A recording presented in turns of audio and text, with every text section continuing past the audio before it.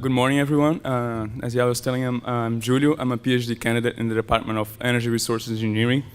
And in this presentation, I'm going to talk about imagequilting.jl, which is a package I wrote last year as part of my research project for building 3D geological models that are constrained to spatial data. So the goal of this talk is not to go into too much details about the algorithm itself, but instead I'd like to highlight the features of the Julia language that allow me to write this software very efficiently. But if you're interested in more details, please reach out to me. I'll be happy to chat more after the talk and share the paper with you. And if you're watching online, also feel free to connect. I'm on LinkedIn, ResearchGate, and GitHub. So before we start and dive into quilting these images, I would like to give you some big picture of what this problem is about and why we're doing this to start with. So in earth sciences or in the research that we used to do in our group, we usually have this geological models. So these are one of the models in the bottom left here of this slide. And these are models that represent the subsurface of the Earth. They can be a reservoir storing fossil fuels. They can be a reservoir storing groundwater. And along with these models, we also usually have access to a numerical simulator, let's say fluid flow or reactive transport, that maps these models into this model space into a data space, which is usually much lower dimensional, as you can see here on the right. And they usually represent, let's say, time series that are production history on these wells, or they can even be a single scalar, like the net present value of this field. And there are exactly three types of problems that you can conceive when you look at this diagram. There is the forward problem, where you have these models and you have the numerical simulator, and you have to forward them in order to make forecasts and make decisions based on this. There's the inverse problem, where you actually go in the field, you observe this data, and you try to recover the models from the data. And there's a supervised learning problem where you're given both the models and the data, and you try to find a ship proxy for this mapping between the model space and the data space. And so a common thing between these three types of problems is that we're never sure about what these models are. We cannot sample them. It's very expensive to sample the subsurface. And so there's always a huge uncertainty about what these grid properties are, which are rock properties and fluid properties. And the research we do in our group is a very applied research, and the methodology that we develop for quantifying this uncertainty are applied to answer a lot of earth science questions. So here in this slide, I'm illustrating three types of problems that we have able to address in the past. In the left is a groundwater management problem that we did in collaboration with researchers in Denmark, and it's going to show up later again in the presentation. In the middle, I'm showing an illustration of a problem in the energy sector. And that's one of the areas that we have a long history working on. And that's why our research group is located in the Department of Energy Resources, even though all the solutions are mainly machine learning and data-driven types of solutions. And in the left, I'm illustrating one of the other applications that we did. One of our colleagues has just graduated, and he was working on this problem of contaminant remediation in Colorado.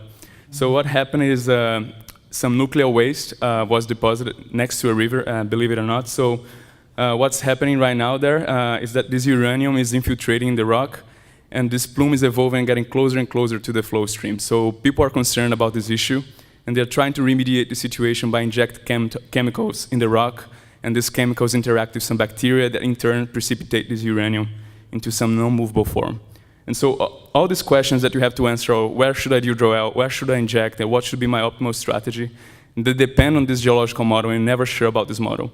So modeling the uncertainty about this subsurface is key in order to get robust estimates of these resources and in order to make a good decision. So the science or field that deals with spatial uncertainty is the field of geostatistics, or sometimes called spatial statistics. And over the years, we have developed many algorithms and software for geostatistical simulation that range from different set of assumptions, the amount of data that you have at your disposal, and the amount of computing power that you are willing to give to the algorithm. But I'll just give a very rough break of this literature into two main schools. There's the school that's a traditional geostatistics, which consists of this variogram modeling and Kriging estimators. These are, if you're not familiar with these terms, these are all convex problems with quadratic objective and linear constraints. So what it brings to you is that you can solve this very efficiently if you notice that the KKT system is linear and you can cache the factorization, and so for many locations very efficiently. And I started this package called geostats.jl, where I'm planning to add more high-performance implementation of these traditional techniques with the new release of Julia. But the talk of today is going to be about this other package, imagequilting.jl, which is closer to computer vision in a sense. It's specifically close to the problem of texture synthesis and transfer in computer vision. And so what is image quilting about? So there was a seminal paper in 2001 that came out in computer vision literature by Effers and Freeman, where they had this simple idea of generating images in a procedure that guarantees that you reproduce the texture of your training image in your canvas. And the idea is super simple. We will start with this training image. You break it down into small tiles. For simplicity here, I'm just saying like squares of size t by t. And then you draw one of these patterns at random at the top left corner of your canvas. And you scan this, you slide this window from the top left corner to the right, leaving some overlap with the pattern that you have just pasted. And you scan this image again to find what are the patterns that are the most likely ones to be pasted next to it. And you keep iterating this process in this raster path order from the top left to the bottom right until you fill in the entire canvas. There's another component to this algorithm, which is this overlap cut. And the purpose of this cut is in order to maximize the continuity when you paste these patterns next to each other. If you didn't perform any cut or adjustment to this image, what would happen at the end of the day is that this realization would look very patchy. It would look as a bunch of rectangles spaced together. You would see a lot of artifacts like vertical and horizontal lines. So the algorithm is very simple and it's very powerful. It's used in games in order to reproduce the sky. They have like just a small sample image of a cloud and they paste it everywhere to make a scene, and that's the original application. And we decided to adapt this algorithm for building 3D models. So what are the challenges when you have to adapt such a thing to build geological models? There are computational challenges, of course, because now you're not scanning 2D images, but you're scanning 3D cubes. And there's also the challenge of performing this cut in 3D. So the cut is not anymore a line, as I illustrated in the previous slide, but it becomes a whole surface because the overlap becomes a cube. And the data challenges, these are the main contributions of the paper, actually. We worked hard to figure out how can we match the data in the canvas if there's any data there. So this data for us in earth science, they come from wells. Let's say someone drills a well in the earth. They know exactly what the rock properties are along this borehole. So in order to guarantee that your random pasting of tiles or patches match the data, we have to come up with some algorithm for that. And the second type of data that we have is this soft data that I'm calling here, or soft constraints. And this come from remote sensing technology, let's say seismic acquisition, airborne electromagnetic surveys. And they give us this low resolution version of the subsurface. And you may have seen some of the talks from the conference so far, like seismic.jl and jinf.jl. They're all related to this type of problems. So let me handle first the computational challenges. One of the first challenges is the pattern search. So imagine that I have a pattern that I'm looking for. Unfortunately, this slide is not exactly the same as I had in my computer, but there's a pattern. I'm calling this pattern here B, and it's just a matrix, a 3x3 matrix that I'm trying to find in an image. So the idea is you have to scan the entire image to find the distance or compute a distance between this pattern and all sub-image of the image that you have. And it turns out that you can open this Euclidean distance into these terms, a squared minus 2ab plus b squared, which is not fancy algebra. And you realize that all these terms can be expressed in terms of a simple convolution. So here on the right, I'm showing just some simple Julia code, a naive implementation of what a filter should look like. And it's actually very illustrative of how the syntax of Julia is very clean and easy to understand. So you just pass an image and a pattern that you're looking for, you get the size right, and in a single one-liner, you just like perform the entire convolution. And it shows like features that come from Python, like list comprehensions, where you loop over the rows and column pixels. You extract the sub-image with these ranges and the indexing, and then you multiply entry-wise, like MATLAB. And this is OK, but there's a much smart way of doing this, and that's on top of image.jl. So image.jl implements a cache-efficient, very good performant algorithm for image filtering. And you can pass in an option for doing this computation with FFT. So instead of doing this naive filtering, if you just compute all these terms like a squared, this is just a convolution of the matrix a squared with a mask of all ones of the same size of the pattern that you're looking for.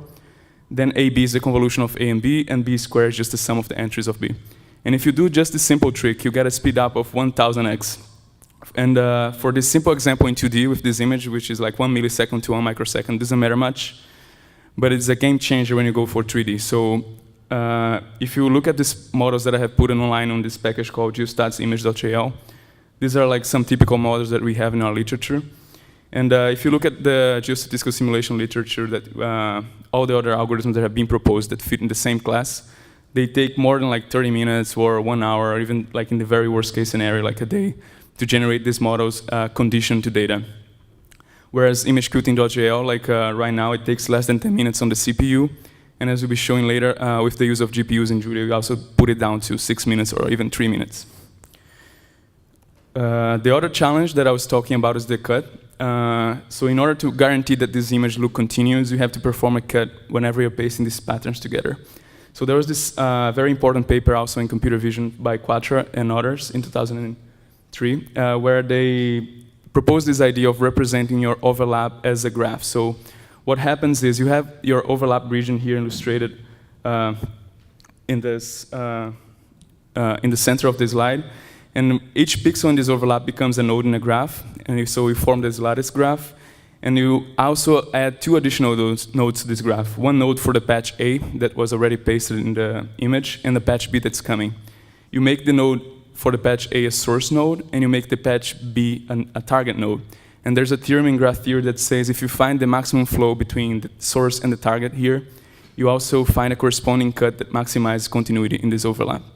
And you can see that this algorithm works for 3D too, because you can form the lattice graph in 3D as well.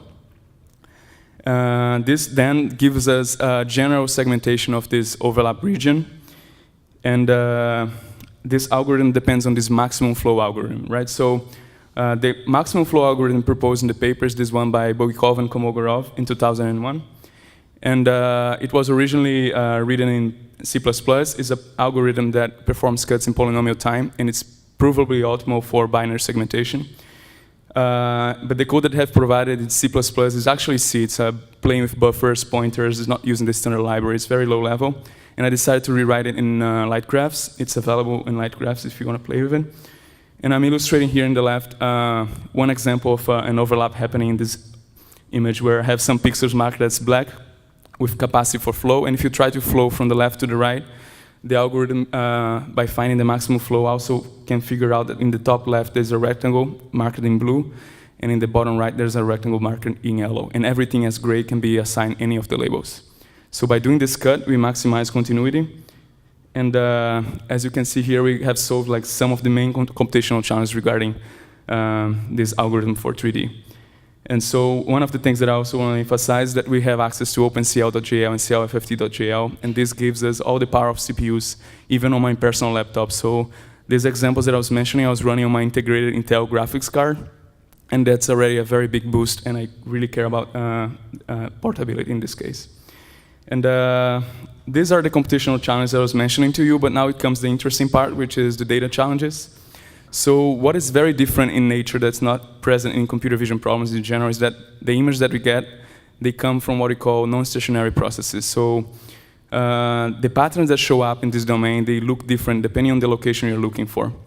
And in this experiment that's happening in Minnesota in the St. Anthony Falls laboratory that we have collaboration with, they take snapshots of these tanks from the top, and we analyze this data together with LiDAR and all kinds of data. And we have to somehow constrain the way these patterns are being pasted by image quilting in space and encode this information that these patterns look different in the top of the tank, let's say, from the bottom of the tank, close to the ocean.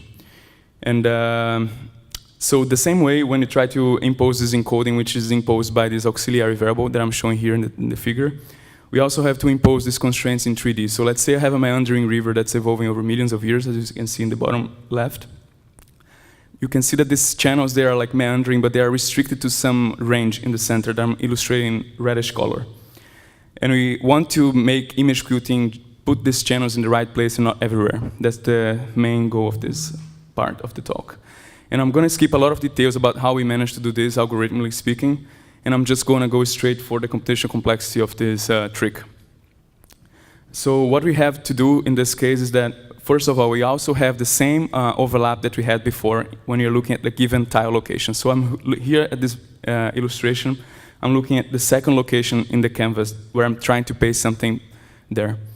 And if you see there's a pattern that was already pasted in the top left, and I have some overlap, and I can with the FFT trick, compute a distance map that I'm calling here the overlap distance map. But now, because we also have this auxiliary variable encoding the non-stationarity of the image, we can also compute a distance map for the auxiliary variable. And what this causes is that they generate two maps that are conflicting in general.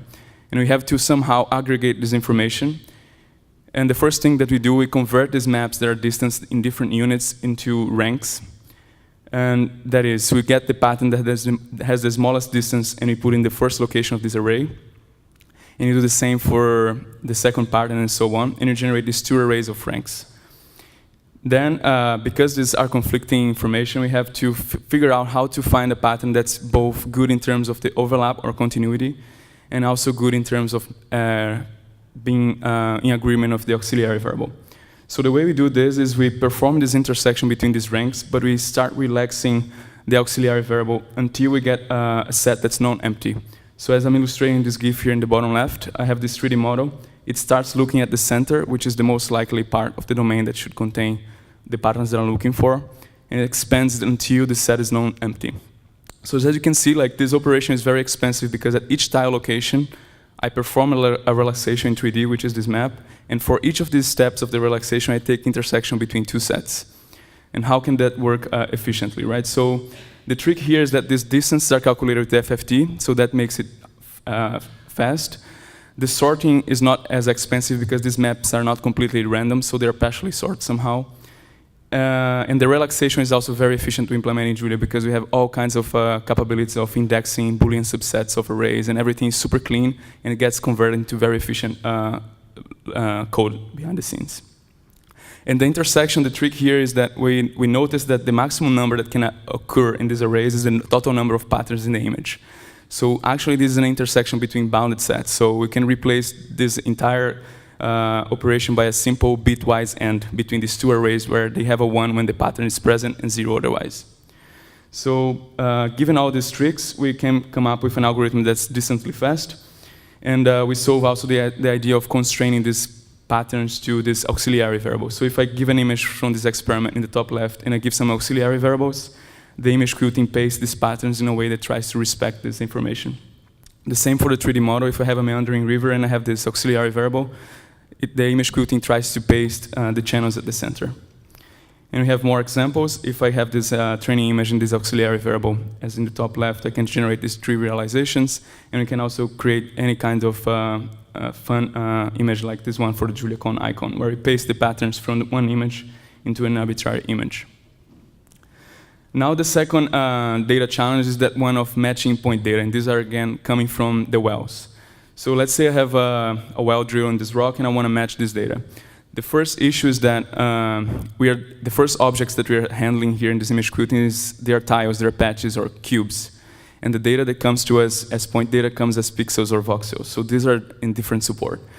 And the other thing is that we cannot just throw away all the work that we did before to match these spatial trends. We have to also somehow take into account that they exist at the same time that the point data is there. So the way we do this is very simple. We rely on this famous operation named image processing called morphological dilation. And so just to illustrate here, imagine that I have a canvas where I mark some of the pixels as active, as these black pixels.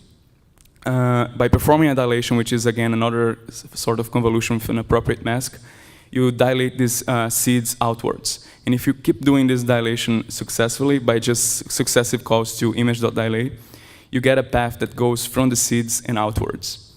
And how does this solve the problem? How is this connected to the problem of matching well data? So the main problem of the original algorithm in computer vision is that it followed a raster path. And the problem of the raster path is that if the data is in the very end of the path, that is in the bottom right, it cannot be seen by the algorithm by the time it gets there. So if you try to paste a pattern at the very end with some data, it's going to be in disagreement with the continuity criterion, which is coming from the surroundings. So what we do instead, we just look up where this data is in the tiles. We mark all the tiles that have data as seeds, and then we just perform this dilation path from the data and outwards. And as you can see, it's very small in this slide. I don't know if you can see this, but if you say that there's a channel in the top left, and there are 2 channels passing in the bottom right, the algorithm guarantees that the data is going to be matched. And the way we incorporate this with the previous work on the auxiliary variables is with this model known as the TAU model, which is a probabilistic model for incorporating different sources of information. It's also described in the paper. For more details, go for the paper. And some of the highlights of this language that really allowed me to write this very efficiently, the fact that everything is n-dimensional, and there's a lot of effort, especially in the Julia image organization, for making all these algorithms n-dimensional. It's really, really helpful. It's also super convenient to have indexing, slicing, all this conversion between linear and multidimensional index straightforward. The packages that I'm depending on are great, image.jl and lightgraphs.jl. It's very nice to contribute to this package every now and then. And the fact that we also have support for GPUs, just like with one command, it's like awesome too, OpenCL.jl and CLFFT.jl. One of the things that I just learned from the previous talk on the transpose taken seriously is this hidden feature that was previously hidden for me, which is this idea of trailing single dimensional. So one of the things that I found interesting about the way arrays work is that if you create, let's say, a 2D array, and you keep adding a 1 at the end, the code won't give you any error, and it's going to return to you the same data. And if you keep adding columns at the end, what happens is you get the same data, but you increase the dimension of the array. And what's the implication of this is that if you stick to the implementation of always using 3 columns, let's say, your algorithm is going to most likely work out of the box with 2D images too. And that's like a thing that's interesting to know. Another thing that we don't cover here in the presentation, but it's covered in the paper, is this idea of texture analysis. So what should be the tile size to use in order to guarantee that the images that are generated reproduce the same texture? It's not an easy problem. You have to, it's image dependent, of course, and you have to see that for some images, if you increase the tile size, we improve the quality, and for other images, it doesn't improve the quality. It actually decreases the quality. So we came up with a criteria in the paper that's based on this idea of voxel reuse plots. And what I want to emphasize here in this slide is not the idea itself, but this very important, I think, concept in the package ecosystem that one of my favorite ideas that people came up with, which is this idea of plot recipes. So in this paper, we were working on this research, we developed this package, all these types, but at some point, we want our users or people that are reading our paper to reproduce the plots that we have in our research. So what we did, we created a recipe that is independent of any of the backends, like Matplotlib or GR or any of the backends. And the user can now just go to our library, just type plot the voxel reuse of an image, and then it comes up with generating this plot with the mean, the deviation, and highlighting the horizontal axis what is the optimal tile size to choose for a given image. And that's very important for reproducible research, and I thought it would be very important to mention here in the talk. So to finalize the example application, we had this case in Denmark where the main issue in Denmark is that a high percentage of the groundwater, of the drinkable water or potable water, comes from groundwater. So they have very strong policies about how do you consume this water in a responsible manner in order to attend the demand of some given population, but without being too harsh with the environment. So you have to guarantee that the rain is going to be able to recharge these aquifers in the future. And so what they do, they have these helicopters flying all over the place to get these data sets that come in the form of this technology called Sky10 data.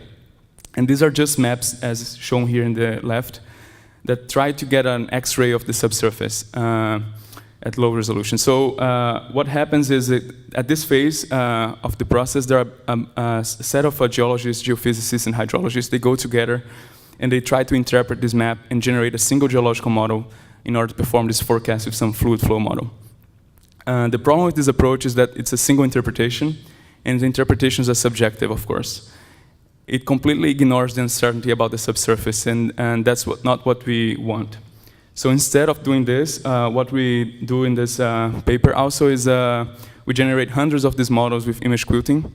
And the idea is we assume that for some part of this domain, these experts are going to be very confident about the data, and they'll be able to get this rock model right. And they're going to generate a model that's accurate.